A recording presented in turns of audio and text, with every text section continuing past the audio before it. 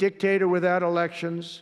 Zelensky better move fast or he's not going to have a country left. Got to move fast because that war is going in the wrong direction. Modestly successful comedian. President Zelensky talked the United States of America into spending $350 billion to go into a war that basically couldn't be won.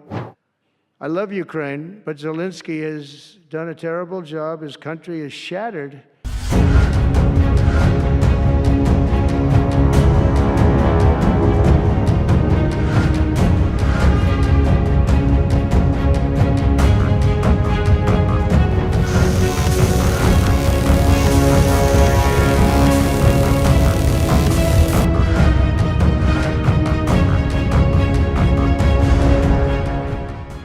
I've spoken with President Putin and President Zelensky, and our teams began negotiations this week in Saudi Arabia. I want to thank Saudi Arabia for that. That was so great.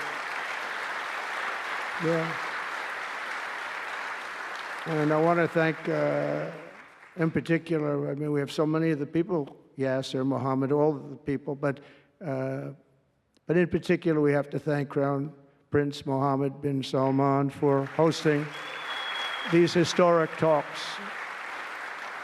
and talks that went very, very well. Steve was there, Steve Witkoff was there, and Michael was there, Michael Waltz and others, and they really went well. It's a big step. We got to get that war over with. You have to see the people that are dying. I look at the pictures, the satellite pictures of the field. It's a level field, and it looks like a modern-day version of Gettysburg, and you know what that means. It is just carnage. It's horrible. And, you know, it's not American soldiers. It's not even soldiers from the Middle East in the case of Ukraine, Russia, but it's people. It's young people from Russia and Ukraine mostly that are just being decimated. It's flat fields. And a bullet goes, and a bullet only stops when it hits somebody. And the level of people being killed in that battle, soldiers, young soldiers, in some cases old soldiers, because they're running out of people. They're running out of soldiers, one case. But think of it, a modestly successful comedian. President Zelensky talked the United States of America into spending $350 billion to go into a war that basically couldn't be won, that never had to start and never would have started if I was president, not even a chance. And it didn't start for 4 years, never would have started. But a war that he, without the U.S. and Trump, will never be able to settle. They'll never settle that war without our involvement. That's why they did such a great job this weekend. That's why Saudi Arabia did such a great job this weekend in hosting. The United States has spent $200 billion more than Europe, and Europe's money is guaranteed. They get their money back. It's a form of a loan. Nobody knows that. I know that. I said, why isn't somebody saying, you know, we do it the same way? And we spent much more money. We have to equalize. But while the United States gets nothing back, so they get their money back. It's a loan. We just give our money. And we had a deal based on rare earth and things, but they broke that deal.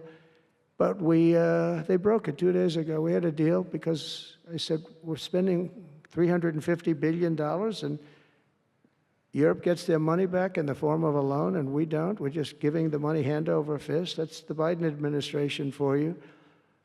But they're no longer dealing with the same United States as they were dealing with a few months ago. Why didn't crooked Joe Biden demand equalization, in that this war is far more important to Europe than it is to us, and that there's a very big, beautiful ocean, a separation?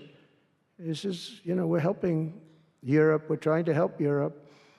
On top of this, Zelensky admits that half of the money that we sent them is missing. They don't know where the money is. He said, well, we don't know where half of it is. That's great, wonderful.